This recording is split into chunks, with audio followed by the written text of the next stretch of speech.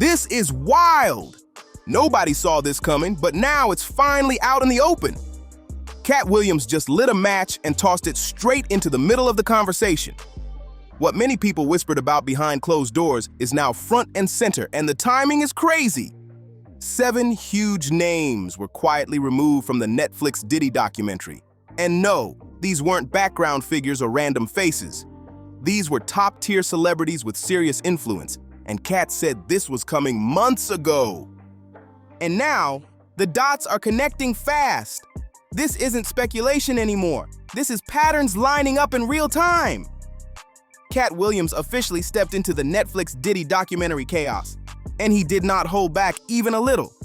He directly questioned 50 Cent's role, suggesting certain people were shielded while others were left exposed. According to Katt, the final cut wasn't about truth, it was about protection. Remember when Katt went on Club Shay Shay and said, "All lies will be exposed"? Yeah, that wasn't a random comment. He was pointing straight at this moment. People laughed back then, but now it's not funny anymore. Everything he hinted at is starting to surface, piece by piece. Here's exactly what you're getting in this video. We're breaking down the 7 names that were fully removed from the documentary, no traces left behind. Straight from Katt Williams' own words, we'll dig into why these figures were allegedly kept off camera, how Katt saw this whole situation unfolding before anyone else, and why Netflix may have avoided showing certain connections. And here's where it gets even messier. Behind the scenes, there are claims that pressure and incentives were used to keep controversial figures out of the project. They just gave P. Diddy 4 years. Say that again, people. 27 days. 4 years. Meanwhile, they tried to give me 4 years with 2 blunts I had no intention of smoking in the first place. Same 4 years. I don't give a fuck. Being an ass-picking devil worshiper is not against the law. They put that man on a whole RICO because they thought he was f***ing vagina. They said, bring out the 9 cross. 9 niggas walked out there. That ain't even get the law. Go on and get you savvy. That man liked this so much as his punishment. They sent him to the place with the most. No, sucks. I ain't gonna say shit. But Katt already knew those names would never be shown publicly. Whether it's unreleased footage or edited documentaries, some people are treated like they're off limits. Before we go any further, let's be clear. We're not covering the most obvious figures like Jay-Z or Beyonce, because their situations have already been talked about everywhere. This story goes deeper than that. Everybody knew that Snoop Dogg, not again, mentioned him in December of 2020, but everybody beat the hell out of me. Screw you, that can't be true. What the hell do I know, right? And then recently it just came out again that Snoop Dogg got accused of trafficking children. And what did everybody do? Ooh, Snoop Dogg is at the halftime. I'm going to the halftime. But we canceled Dr. Seuss and Jemima. And nobody mad. Nobody. Super Bowl had this. They were dripping down from the letters. The LVI. I know, but that's fine. It's fine. Let's go to the game. Make some hot wings. It's fine. It'll pass. It'll pass, right? It's a phase. It's just a phase. Oh no. Tell somebody that plastic straws are coming back and throw a fit. Let a convict get arrested. Somebody put a knee on a convict's neck and it's over. Neck of a thousand. Crickets. Crickets. Nothing. Everything's fine. This all traces back to 2024, when Katt Williams sat down on Club Shay Shay and practically mapped out Diddy's entire public unraveling. He warned that certain lifestyles come with consequences, and that truth has a way of surfacing. Katt didn't hesitate to name powerful figures, including T.D. Jakes, and said plainly, the ones who have a problem with the truth know exactly why they have a problem with it. That wasn't just talk. That was a clear warning shot across the industry. Fast forward to now, and everything Katt hinted at is unfolding in real time. 50 Cent went on to produce a Netflix documentary titled Diddy, The Reckoning, and it instantly set off alarms everywhere. The project features never-before-seen moments tied to Diddy, including private footage from right before his legal situation escalated, plus behind-the-scenes planning and tense discussions with legal advisors. That's where things got heated. Diddy's legal team immediately pushed back, sending strong cease and desist notices to Netflix. They claimed the footage was unauthorized and described the documentary as a targeted hit piece. Still, Netflix didn't flinch. The documentary went live anyway, and that decision made this story impossible to ignore. Thank you, come here. Don't sit on the bed at night. No homo. No, just don't get close to the bed. Don't get close, but it's just like, yo, we want to thank you for hosting the thing, man. It's been a pleasure. You didn't have to do it, and you did it. No, I definitely didn't have to do it. I definitely didn't have to. First and foremost, I'm not getting in the bed. Shout out to him and what he did. I'm just gonna, if we can, let's just put the camera a little this way, just so we're not. I don't want my shot to even, I don't want it to come close to the bed at all. Usher look like he fresh off a goddamn plane. I should. Fresh off the garden stage. That's my brother right here from day one. We used to wake up and, pause, but like, just back in the days when he was like 10 and I was a little bit older, his older brother, we used to fight over the Frosted Flakes. You know what I'm saying? Before pause was invented. You know what I'm saying? But it's my brother for real. We used to actually wrestle off of the Frosted Flakes because he used to always get up early with me. Now he's one of the richest stars in the world. And What the f did Puff just say? Nobody's gonna acknowledge this but me. Puff just said we used to wrestle over the Frosted Flakes. And we're streaming live. That was stupid. Listen, that was fucking stupid. Listen, we having a good time, yo. Oh, your Usher made it in the... Hey, yo. I'm a thug. At the end of the day, I kill niggas, man. No, listen, at the end of the day, I kill niggas. Here's why this matters right now. Diddy has already received a 4-year sentence connected to illegal adult activity charges while avoiding larger organized crime allegations. But make no mistake, this situation is far from wrapped up. For somebody to invite him in, hey, don't do it, okay? We all saw the movie Sinners. Don't let his here. So he can bite somebody. So he can bite Playboy Cardi again, okay? Playboy Cardi definitely been bit. Something happened. Playboy Cardi's been bit. I know he has. Nobody let Kanye in. No! Tonight, I will do my part. Everybody will get flowers. I'll do my part to make sure that I put us on a high pedestal, man. Also, I'm gonna do my part. I'm shutting down the idea of after parties. No after parties tonight, okay? None. Take your home after this. That's why I did it on a Monday. People gotta go to work tomorrow. No after parties. That's where it's slippery at them after parties. Okay? We're learning a lot about people, ain't we? We're learning a lot. God is good all the time.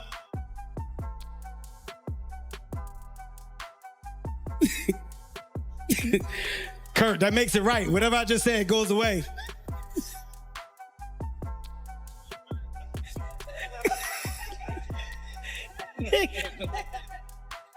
Funny.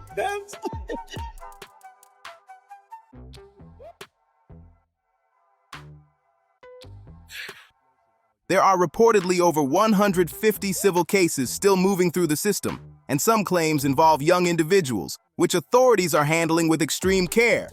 Officials have openly stated that additional charges are still possible.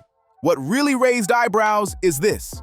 Prosecutors involved in Diddy's case are now reportedly communicating with teams connected to the Tupac investigation. Hart took $50 million to unversion his whole. Can you explain a little bit? No, I just told you. That alone tells you how layered and serious this situation has become.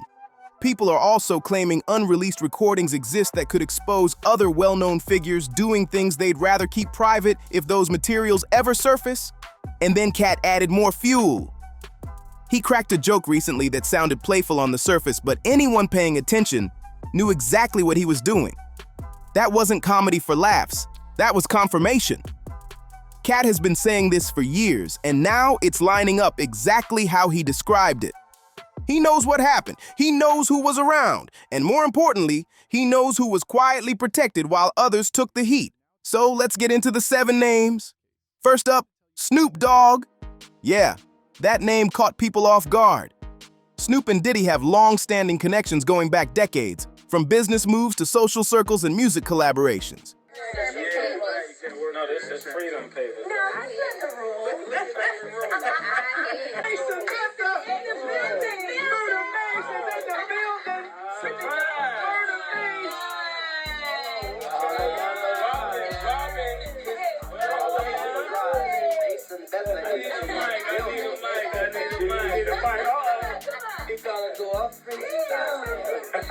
What's up, Mace? Good morning, everybody. Good morning, Mace. is back in the building. What up, Batman? What up, Mace? How you doing, boy? Better than I look. What's up, Mace? How you been, man? I'm chilling, man. All my cards still work. It's the pub doing good stuff, you know? Yeah, every once in a while you got to do something good. They were around each other constantly, so the question stands loud. Why was Snoop nowhere in the documentary? According to claims made by Allie Carter, that omission wasn't accidental. She publicly accused Snoop of being more powerful and more shielded than Diddy ever was. She first spoke out back in December 2020, and instead of being heard, she was attacked and dismissed. Still, she didn't stop talking. Here's the part people struggle with. Allegations surfaced accusing Snoop of involvement in moving young individuals for inappropriate situations. You'd expect serious public reaction, right? Investigations, backlash, at least discussion. But none of that happened. Instead, Snoop appeared on one of the biggest stages in America, the Super Bowl halftime show. Let that sink in.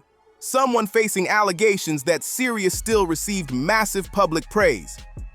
Meanwhile, others have been erased for far less. Mill came out saying that he'll pay somebody $100 grand to investigate that he has nothing to do with anything with Diddy. You can't take back what your butthole received.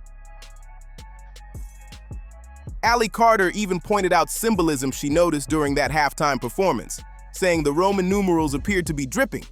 But most viewers were too distracted to question anything. Real rap. You think that audio that they put out was real? Yeah, that was Nicki put that out there. That Nicki recorded that at the freak off in the Calabasas. She been waiting to drop that shit with Meek. She just wasn't gonna tell nobody it was Diddy. But now that Diddy out there, why not?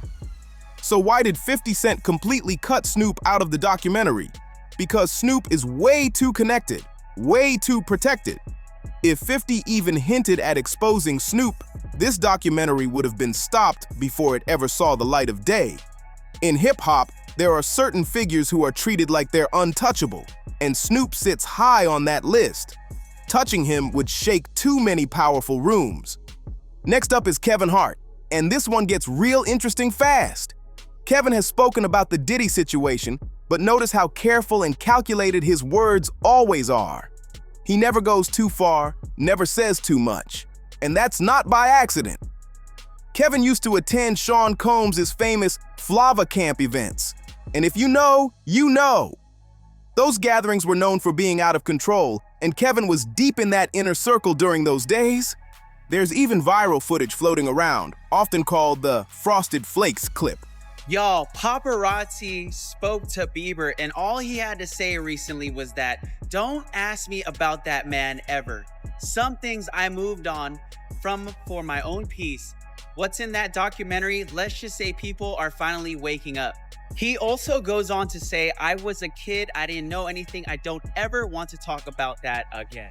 Where Kevin clearly looks like he knew exactly what kind of environment he was in. He wasn't clueless, and he definitely wasn't just passing through.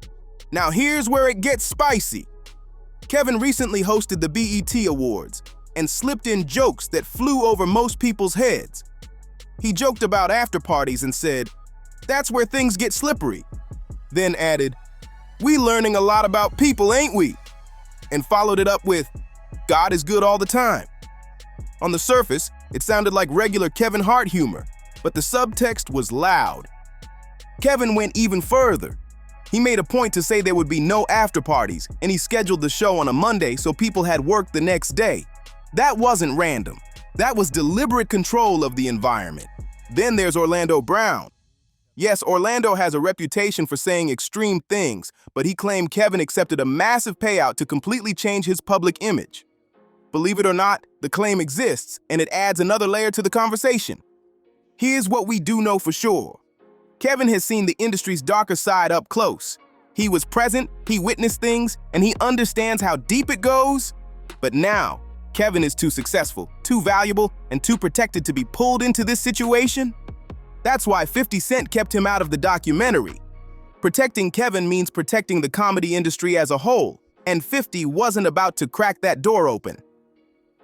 Now let's talk about Mace. This one hits different. Mace was one of Diddy's closest people during the Bad Boy Records era. He wasn't on the outside, he was at the center of everything. The music, the business, the gatherings, all of it. If anyone truly knows how things moved behind the scenes, it's Mace. And that's exactly where the problem starts. Mace's silence is loud, and honestly, it's suspicious. This is someone who spent years right next to Diddy, yet he barely says a word. It took Mace 10 full years to get out of his contract, and even after finally gaining freedom, he still refuses to criticize Diddy in public. That alone raises eyebrows. There's an old V103 radio interview that still makes people uncomfortable. Diddy showed up with Mace and publicly announced that Mace was free and could finally work on his own. But Mace's reaction said everything. He looked nervous, surprised, and overly thankful, almost like he didn't expect it to happen at all. Mace even said, "It took me 10 years to get this paperwork right here." That wasn't excitement. That was shock.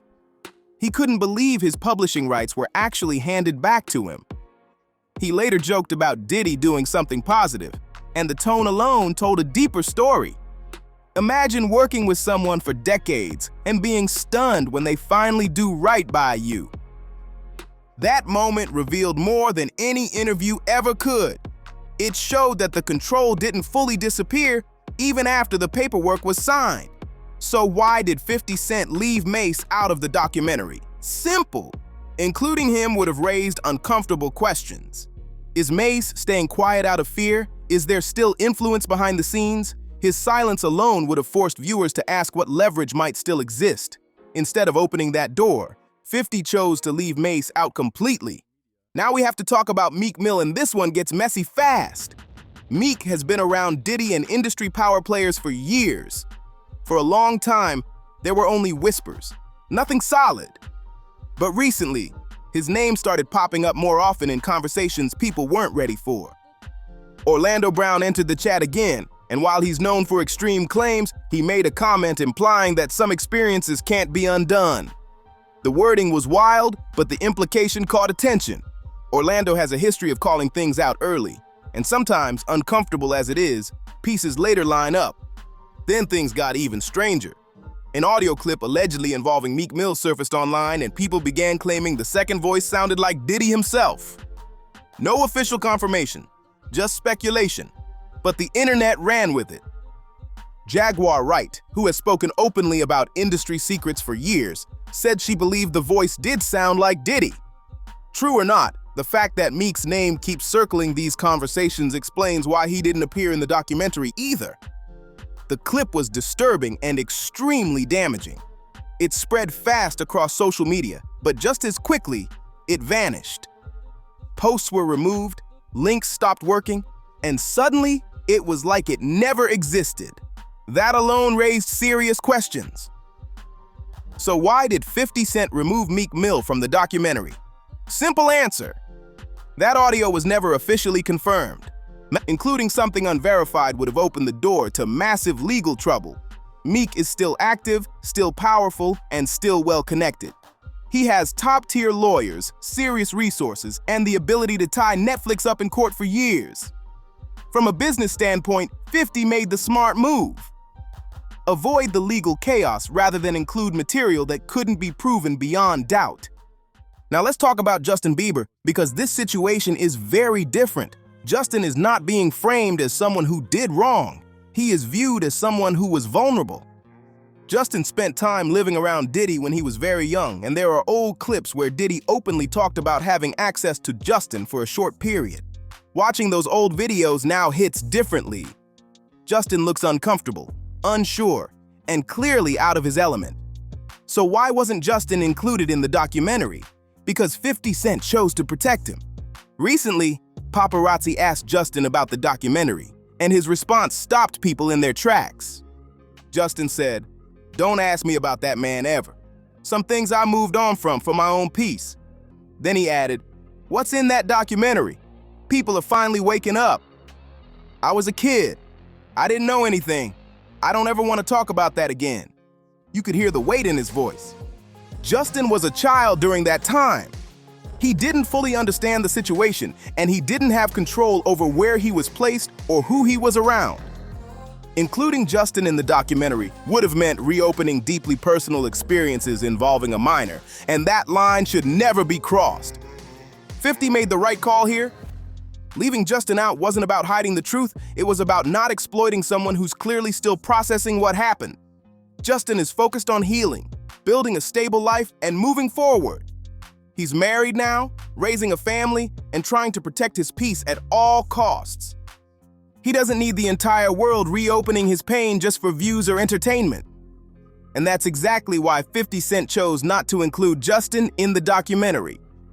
He recognized that Justin was harmed, not responsible, and leaving him out was honestly one of the most human decisions 50 could have made. Now let's move to Usher, because this story runs deep and it's heartbreaking. Usher's situation is important because he was the first. Long before Justin Bieber, Usher lived with Diddy as a teenager in what was known as Puff's Flavor Camp. This wasn't a one-off situation. Usher was the original experiment. He was the first young star placed into that environment.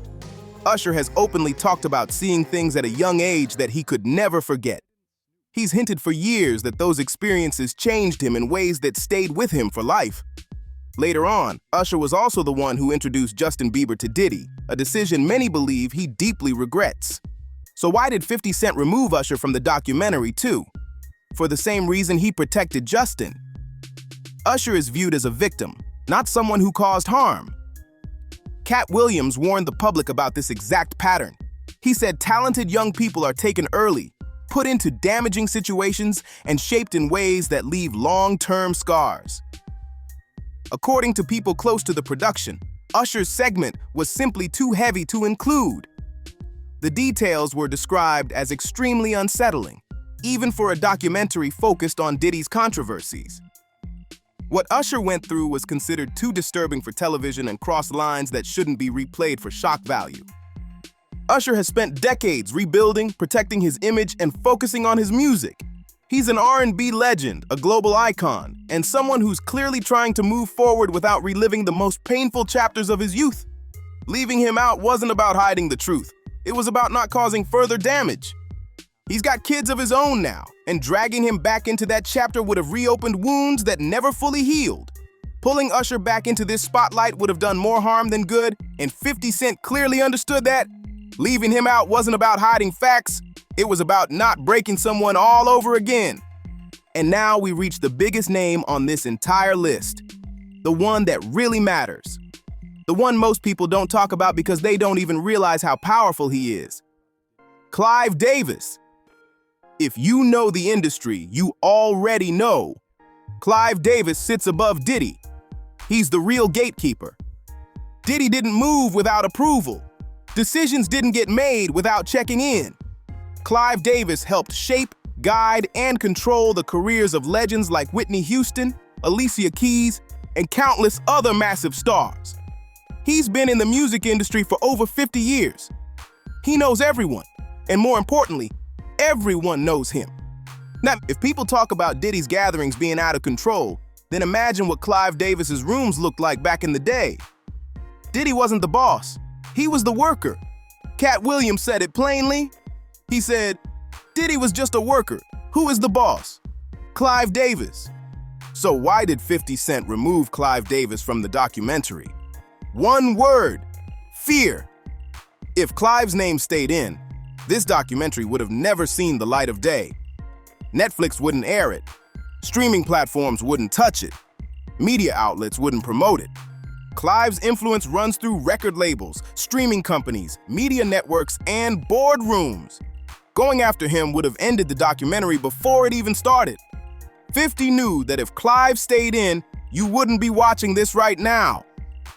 That's why Clive's removal is the most important omission of all. Everyone keeps focusing on Diddy, but Clive helped build the system that allowed Diddy to operate the way he did. Diddy learned the playbook from somewhere. Taking down Diddy means very little if the system that shaped him stays untouched. And that's exactly what happened. So there you have it. The 7 names that were removed from the Netflix Diddy documentary. Katt Williams told us this was coming. He said, All lies will be exposed in 2024, but he also knew the biggest power players would stay hidden. From Snoop Dogg all the way up to Clive Davis, this list shows just how deep the protection really goes. The system protects its own. Always has, always will. This documentary is only the beginning. Investigations are still active. Lawsuits continue to stack up. This story is far from finished. Now I want to hear from you. Drop a comment below and tell me which name you think should have been included in the documentary. Did 50 Cent make the right call protecting certain people? Or should everything have been put on the table no matter the fallout? If you found this breakdown valuable, make sure to like, subscribe, and share this video so more people see it. This is ScarFame, and I'll see you on the next one.